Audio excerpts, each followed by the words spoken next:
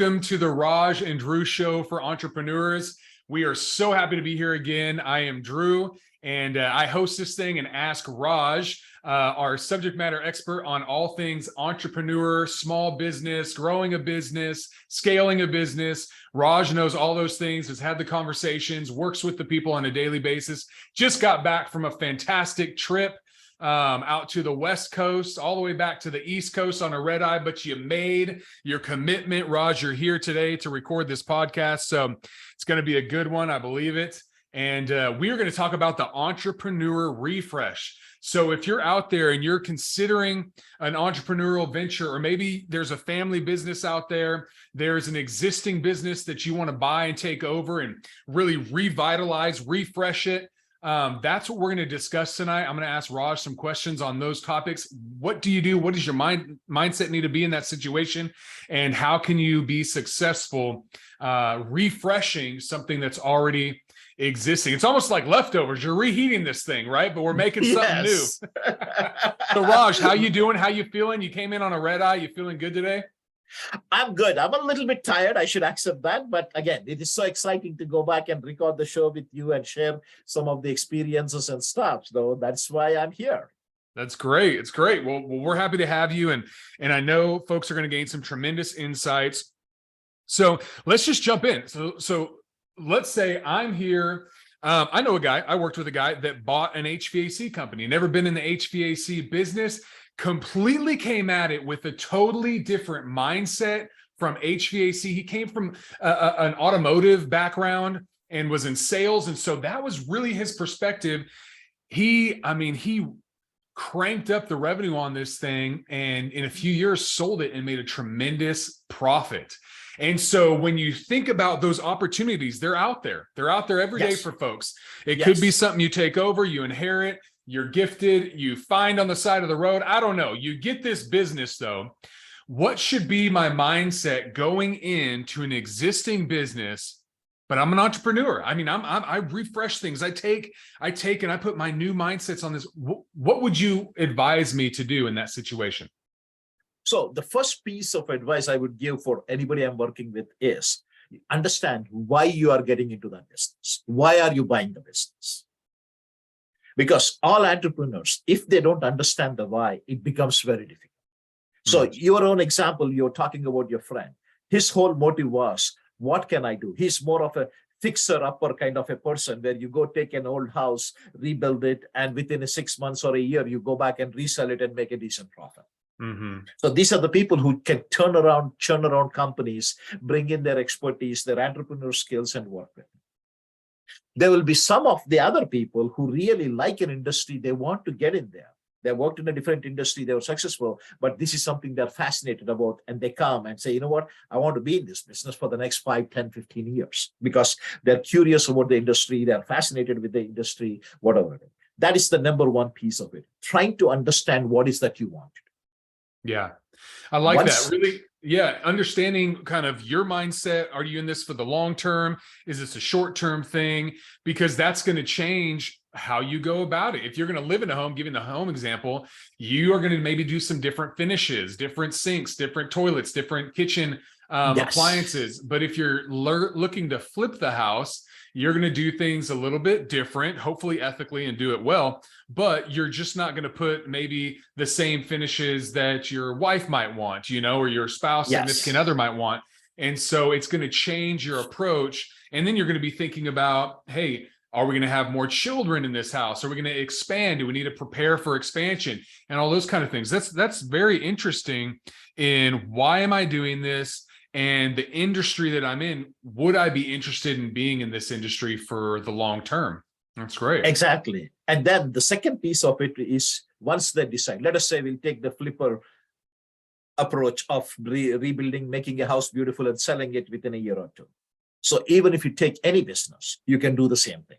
So there, what you're doing is you're fundamentally addressing some of the pain points, some of the inefficiencies, and quickly eliminating those so that you can go back and sell it to somebody else. Yeah. There might be some companies where they're very much looking for it and there is a future in this business. And there's a lot of consolidation happening. Then you can play in that and you can get a nice multiple for your effort over the 1 to 2 years, whatever time it takes for you to fix it. Yeah. So that is one strategy. The second piece of it, there are people who take it for like 5 to 7 years. Based on the limited knowledge I have from the VCs and stuff, there are certain VCs who are just specialized in working with companies like this. They take over the companies which they can add a lot of value from, maybe an operation perspective, maybe more efficiency perspective, or maybe from a leadership perspective. And they take a 5 to 7 year framework and go back and say, I'm going to change all of these things in the company for the next 5 to 7 years. And then they're selling and flipping it to a bigger company. Gotcha. So each one of us has to go back and look at it is, what is that I want to get out of it? That's the reason why the why is very important.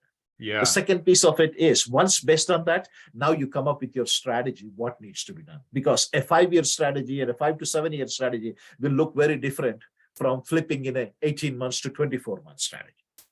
Okay, so let's go down that road of, let's say someone is in there for more of a long term.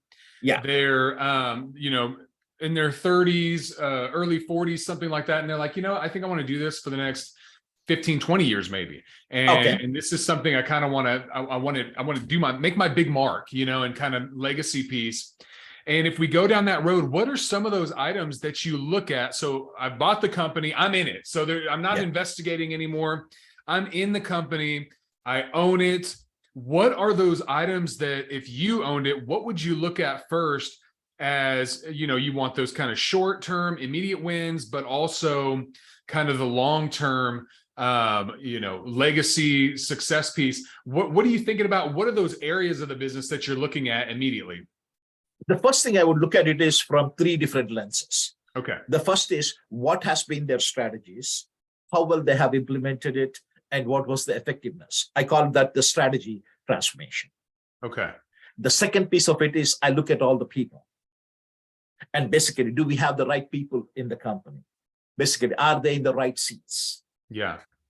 All of that piece of it. And the third piece of it, you can have the right strategy, you can have the right people, but if you don't have the processes, then you can't deliver the product or service to the customer. So the third one will be the process piece of it. So where do you start? Do you start with the people, since it's right there, it's right in front of you, and make sure you have the right people? And then how do you go about that process of determining if you have the right people in the right seats? So basically, for me, I do a lot of psychometric analysis, and I go back and have one-on-one sessions with my core. Let us say it's a 40-employee company, just for the discussion purposes. So you have about 6 to 8 core leaders within the company for that kind of a company. So I would spend a lot of time, like 1 to 2 hours, talking to each one of them.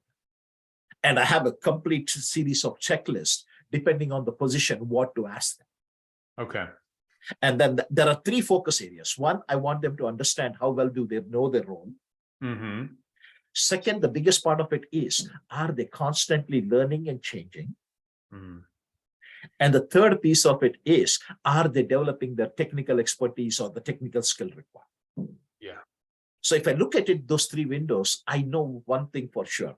They are very, very comfortable with who they are, and they're constantly learning and growing. Because that is the mindset. Anytime we have a company to change, the number one thing we look for is learning, unlearning, and relearning. Yes. And that is what I'm looking for these people. Yeah, and we talked about the mindset in a few episodes ago, the mindset of an entrepreneur, the mindset, how you develop that culture within your organization. And so something to note, if you're buying an existing organization, I heard it said this way one time, I'd rather have a baby than raise the dead, and so yes, sometimes and there's pros and cons to each one. We talked about it before we pressed record today. Yeah. If I remember my history right, Elon Musk bought Tesla and then developed it into what it is today. And so that's totally possible to buy an existing company and turn it into an innovative company. Maybe it's been doing the same thing. I mentioned an HVAC company. That company had been around for like 30 years. There were people that were part of the family still working for the business, but they came along for the ride. And I think a big part of that is the ability to win people over. I mean, if you're sitting in the entrepreneur seat, how do you balance the driving, the driver personality that's just pushing towards, this is the change we're making, this is what we're going to do. And while balancing, hey, these soft skills, I got to win these people over, I've got to get them bought into my ideas. What does that look like if you were to give some advice to kind of a business owner that just bought this business and they want to turn things around? So what I would say, the first piece of it is spending the first few days or weeks, whatever it is, and really help understand what is the purpose of the organization. Okay. Because the purpose and the vision becomes very important here. Once you have that, now you can start evaluating and saying, are people comfortable with it, to help him take and fulfill the purpose of it and reach the vision they set for themselves. Gotcha. Because if you are evaluating people in a vacuum, it becomes very difficult. But if I go back and say, you know what, I need to drive to California from New York. So I know that the stamina required to drive 3,000 miles is required. Now I can evaluate people and say, hey, so-and-so driver is good and so-and-so driver is bad. And that is the kind of a thing this person, whoever has bought the business, has to look at it from a vision perspective, have to understand the purpose of the organization. Now he will have an opportunity to talk to people. And in the discussion, some of the people are not interested in the vision and they're not interested in that. They may automatically just leave the company, or we come up with an exit strategy. Okay. And there will be somebody who are just bought in, who were mediocre players before, but now they bought into the new vision. They can be your top 8 players. Okay. That is what you're evaluating and stuff. But it always has to be there, the clarity of where we are going. If the clarity is not there, evaluation becomes very difficult. Gotcha. Okay. So clarity first on where we're going. So does that mean we do the strategic piece first that you mentioned? So the entrepreneur sits down, they bring in a facilitator like yourself, or they just, sit down and write on a napkin where they want the company to go. And then they start kind of benchmarking their people up against that vision. Is that what you're saying? Yes, exactly. Okay. So I would always advise them to bring in an external person so that the CEO or the founder is involved in the process and really learning and interaction. If the leader is facilitating that, they're going to miss the learning piece of it and being part of the team. So I definitely will bring an experienced facilitator to come in and start working with the team. So he or she will be a participant in that, because that learning and participation is more important than they leading it. Gotcha. Okay, so we get clear on the vision. Is there anything else you want to say about that lens before we move on? So basically, if the entrepreneur is already experienced, he or she can bring their values to that, or they can sit in the meeting and come up with it. So for me, I look at it from 5 different aspects. One is basically, what is the vision? What is the purpose? Then I go back and say, what are the values? Then what are the accountabilities for the leadership team? And what are the norms across the company? Okay. It's a little bit difficult in the early stages, but I tell people is get something going. And then everybody knows that these are the expectations to be in this company from the long-term perspective. Yeah. And then people can measure and see what they want to do from there. Yeah. And just for clarity purpose, the vision is going to be something that is more time sensitive and specific, has a specific metric connected to it. Whereas purpose is going to be an everlasting, eternal, why we exist type statement. Yes. So purpose always will have nothing to do with any financial metrics. Okay. That is what I tell people. Basically, if money is taken out of the picture, do we really enjoy this and do we really want to do this? Yeah. That's a simple test I tell people to look at it from a purpose point. And then from a vision perspective, it can be the customers you serve. It can be the dollar value. It can be the number of customers you serve. It can be geography, whatever the business is interested into the future timeline. But it is specific where you want to go. And it brings clarity to everybody when they're marching towards that. Perfect. Values are going to be something like, we're going to do things with excellence. We're going to have integrity, whatever. There's tons of values you can pull from. What about accountabilities and norms? What can you define those briefly for the listeners? So here, if you go back, I want to go back and visit the value piece of it as well. Okay. So if you look at the values piece, basically those are our guiding principles. See, the people will know what is acceptable and what is not acceptable into our culture. Values very well executed on a day-to-day part of it will become our culture. Okay. And that's the reason why it's very, very important. We can go back and brainstorm a lot of it, but it has to come from an inside out rather than outside in. Mm-hmm. And that is where the owner or the entrepreneur who bought the company will play a very big role. Okay. And the accountabilities is something that a statement where the leadership team is held accountable for. Okay. So one of the accountability as a simple statement is basically, I will build talent for the future. That might be a statement. Are you really hiring, recruiting, and developing people for the future? Okay. So the leader can be evaluated on that every year, every 6 months, and say yes or no. Gotcha. So for their operating principles, they can go back and have, generally there are anywhere between 5 to 8, basically, accountabilities for the leadership. This is more people who have leaders, who have some direct reports working for. Okay. Okay. And then those accountabilities are something everybody can measure. And then the norms. Norms are generally accepted practices across the company. Okay. So one of the things is listen to understand.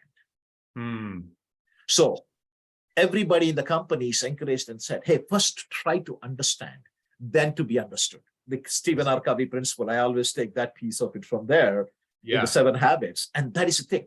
So are we listening to everybody else? You will have your chance to go back and express yourself, but ensure that you listen and understand what the other person is saying. Yeah, that's good. And then those are also like 8 to 10 guidelines for them. And the norms are something that everybody generally, it has to be in the fabric of the culture, and every single company is following. And going forward, if you have these things, now you can go. First step for the new business is evaluating people and coming up with the right strategy. Some people will be given additional training to become the high potential and the next level leaders. Some people might come up with an exit strategy, a combination of that. And now the second phase of it is, as they're growing, they need to hire people. Now you know that, hey, this is what the company stands for. Yeah. And if you recruit people, you're recruiting to that. Like a great example I always think of is Southwest Airlines. I don't know their current practices, but a few years back, even any role you want to take in Southwest Airlines, basically you have to go through 14 interviews. Oh, wow. And if you are not a fun-loving person and you're not showing that outwardly, then you're not a good fit for the organization and the culture. Wow. They are very, very picky. That's the reason why they say surviving 14 interviews will clearly determine if you fit into the culture. No kidding. My goodness. So you talk to anybody from an air hostess or somebody who's handling their baggage or a pilot or somebody, and each one of them, it is almost like they have a joke or they have something up their sleeve to make it fun. But they have built that culture, and that is what the founder wanted, and that's how they built the culture. Yeah. And this is where the entrepreneur brings, and they can go back and set up that piece of it. Okay. So you've got that strategy, you know where you're going, you measure the people already in the organization to figure out, do we have the right people in the right seats on the bus? And then that third lens was your processes. But to get processes, don't you kind of have to practice a little bit to get your processes figured out and streamlined? Or is the entrepreneur coming in, because many times a company, 40 employees, they might not even thought about documenting processes at this point. It's not even something that they go, oh, in our business, you can't really do that. It's different, you know, all the time. We've heard all the excuses of why you can't process, right processes. So what do you do at that phase? How do we incorporate processes? Where is that on a timeline standpoint? So before we get to the process, there are 2 other checks I would do. Okay. Basically, what are the products and services we are offering, and how satisfied are our existing customers? Because we bought a business, so it clearly shows we have some customers, we have the financial revenue coming and everything else. So making an effort to really understand how satisfied our clients are. That's good. That is the number 1 piece of it. The second piece of it, do we have the right product mix? Do we have the right quantity of the products and services that we are serving them? Those 2 has to be determined before you talk about the process. Let us say basically I'm serving product A and there is so much demand, it is always in shortage. Yeah. Then my process comes is what can I do to double my productivity in serving that product or service? So that is process will always be driven by our customer demands and the product and services we are doing. Okay. And those two things once determined, then you can focus on the process and say, you know what, this process can be shut down. This process has to be double up the capabilities and stuff. Or we need to come up with a total new process because the client is asking for this service or this product, and we really can't handle that with our existing processes. Okay. That's good. That makes a lot of sense, thinking about it from that perspective and making sure that the client's happy and the products we have are good, instead of just saying, let's document what we're doing. Yeah. And then we can say we have processes. Yes. And that is where you can do that piece of it, but it takes so much time documenting something, it may not be even relevant for you. Yeah. So that's the reason why always understanding your client, understanding the customer. See, basically, I tell people is follow the money and you will learn a lot. Where is the money coming from? Yeah. And once you start asking those questions and doing a deep dive into those 2-3 layers, you immediately know what process to work with, who are the people, who are the processes, culture, everything comes into that piece of it. Yeah. That's great. So I can do all that in 30 days, right? And just have this thing humming. I mean, I would ideally go back and say it is great if you can do it in 30 days. But technically, I would say it would take you first. Everybody who comes, I want a simple plan for the first 100 days. Yeah. And just clearly articulate what we want to accomplish in the 100 days. Mm-hmm. And as an entrepreneur, I'll go back and look at it, some of the weak links that I need to eliminate. Yeah. So I will have what I call, the term they use is low-hanging fruit. Mm-hmm. So you always have some low-hanging fruit because you're looking at it from a fresh set of eyes. There are always going to be something. So take those things, take the benefits or the financial savings from those early things and help that to fuel the long-term change. It's good. So it will take you at least 18 to 24 months. Yeah. Based on everything I have seen across different companies, different sizes, entrepreneurship and stuff, an ideal point will be 18 to 24 months. And some people, it will be 3 years. And would you, like you mentioned early on with entrepreneurs, hey, start out with just a couple of products. Would you recommend trying to get as streamlined and as efficient as possible? Like you said, follow the money, figure out what your top 3, if you have 10 products, figure out what your top 3 are and put your efforts behind that. Is that kind of the approach you would take, or how would you do it? So basically, I will take out the old quality tool called Pareto analysis. Okay.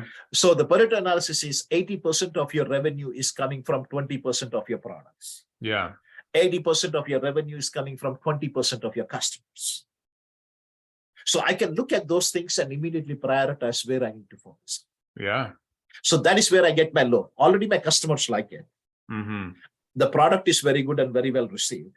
So quickly looking at it and saying, is there anything that is stopping me from being much more efficient? And just look at it from that, because that is my bread and butter. That is where all my revenue is coming from. Yeah. And then I look at my 20% and say, what are the potential for the other products, or what is that my other customers and clients need? And then come up with some initiatives for that. Yeah. So you always can go back and look at your Pareto principle of 80-20 and work from there. So, okay.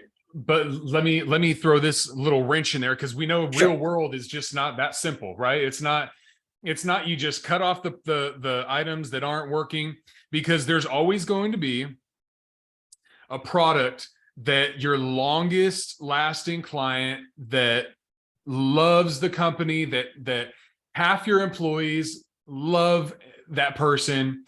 And if you cut off that product line, I mean, you run the risk of losing or alienating, a good chunk of your current employees that you like, that are doing great work for you. What do you do in those situations? Do you just keep the product, knowing that there's a different benefit outside of revenue? There's a retention factor maybe with your current employees and keep them happy? How do you work through something like that? How do you advise somebody when they inevitably come into a situation like that?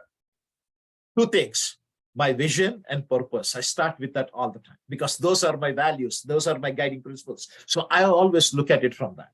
Mhm. And this product, is it going to play a role in my vision piece of it? Yeah. If it is not, I'm going to be very, very candid about the communication piece of it and say, hey, we need to come up with an exit strategy for this. Okay. So would you, in that situation, maybe do a little extra work to make sure that the customer is taken care of, and you make a nice handoff so that they can make sure their needs are met with somebody else outside the organization, and you kind of distance yourself from that product line? Is that kind of how you would approach it? Exactly. Basically, we have to come up and incorporate that into our strategy. Sometimes it is a 6-month strategy, or sometimes it's a 3-year strategy. Yeah. So again, I'll give you a little bit of examples from my aircraft engines when I was with GE Aircraft Engines, right? You can stop producing an aircraft engine, but FAA basically stipulates and says you need to carry the parts for a certain number of years, even after the engine stops. Yeah. You are not off that. So you have to maintain the parts. You have to maintain the service levels. You have to do this until that certain limit of time. Yeah. So depending on the engine, it can be 7 years, it can be 10 years, it can be 15 years. Wow. So there is an exit strategy, and there are some rules and regulations around that piece of it. So we take the same principle here and we go back and say, let us say I'm doing product A, and that is an exit strategy. But the same customer, I might be thinking of selling them product Z. So I want to go back and communicate with them and give them enough time so that they shift from product A to product Z. Gotcha. Or we go back and tell them, hey, this is what we are doing and stuff. Please let us know what your quantities are so that we want to make sure that you are taken care of. And then you can find an alternate supplier or somebody else. Okay. That's great. And then that gives you time to also kind of win over your staff, your employees that might be a little frustrated with that change. And you can kind of walk them through that process as well. Yes, exactly. Perfect. Perfect. Okay. Well, what else? I can't think of any other questions in that process. I mean, we kind of walked through the first 2 years of if you're trying to do an entrepreneur refresh. That's a little something we just came up with, right? And you're refreshing an existing business. You're trying to get it humming again, put some fresh innovation, creativity into that business. What else would you advise someone going through that process? The other piece I would go back and focus is developing good emotional intelligence as a leader. Okay. The reason is you have to be a motivational leader, keeping on motivating, because people naturally are in a state of inertia. They don't like to change. So all of this is moving people out of their comfort zone. Yeah. So when you're moving out of your comfort zone, there is always pain associated with it. When there is pain, your morale is low. Yeah. And that's the reason why you need to bring in the motivational aspect. Gotcha. And the what and the why has to be constantly being communicated. And at the same time, you need to be firm and you need to take some swift actions. Yeah. Like one of the analogies you must have heard is hire slowly, but fire fast. Yeah. And this is something like that. You really want to bring all of those tools, the emotional intelligence, the motivational piece of it, everything into that piece of it. But as and when you're seeing some obstacles and stuff, act fast if they don't fit into this. And the biggest challenge people will find is if the person is very smart or very intelligent and they're key subject matter expert or something in that. So what happens with the subject matter expertise versus this? And you know what? That is where the values comes. And are you really living the values you're talking about? Let us say we have the best salesperson, but ethically they're not right. They're not living to the values of the company. They're not ethical. They're going back and spending money just like that, whatever they're doing. So if the owner is going to go back and say, you know what, this guy's bringing a lot of sales, I wonder, then they're not living their values. Yeah, absolutely. And those kind of situations is where it becomes very sticky. And the owner or the entrepreneur really need to focus and say, you know what, I will figure this out, but let me make sure that I'm eliminating the people who don't fit into the culture. Yeah. Those are the tough decisions they need to make. That's great. That's great. So, I mean, you brought it full circle. We go all the way back to what's the vision? What's the purpose? What are our values? How are we going to, if we create those on the front end, that makes every decision after that so much easier, because Yes. we have a foundation or a matrix of how we're making our decisions, and the lens that we're doing it through. That's fantastic. I think that's super helpful for Yes. anybody out there listening that's considering taking over a business. Hey, you never know. There's a lot of recession talk, and there could be some tremendous opportunities coming around where people are trying to exit, and you can get something, but you got to have a plan to go in there and to turn it around, to refresh. We think about all the great businesses that came about in 07, 08. Yes. And there's plenty of opportunity to create a turnaround business right now. And you as the leader, though, need to focus on your emotional intelligence, on how you're going to motivate your team and really inspire them to change and to do great things Yes. together. So that's Very, very fantastic, true. Raj. Yeah, I'm telling you, every economy, any situation, there are always opportunities to be taken advantage of. You have to have the right mindset. You need to be really thinking on the right lines, and you need to have the courage to go back and act. That's good. That's good. I love it. I think we should leave it at that, Raj. What Yes, a sounds fantastic good. episode on the Entrepreneur Refresh right there. This is the Raj and Drew Show for entrepreneurs. I hope you found value in that. Please share this podcast with a friend, like it. Go ahead and send in your questions to us. We've got our contact information. Connect with us on LinkedIn. Rajesh Tedla on LinkedIn, Drew Jackson on LinkedIn, and we'd love to connect. And we will see you on the next episode. Thank you, Drew. It was a great session.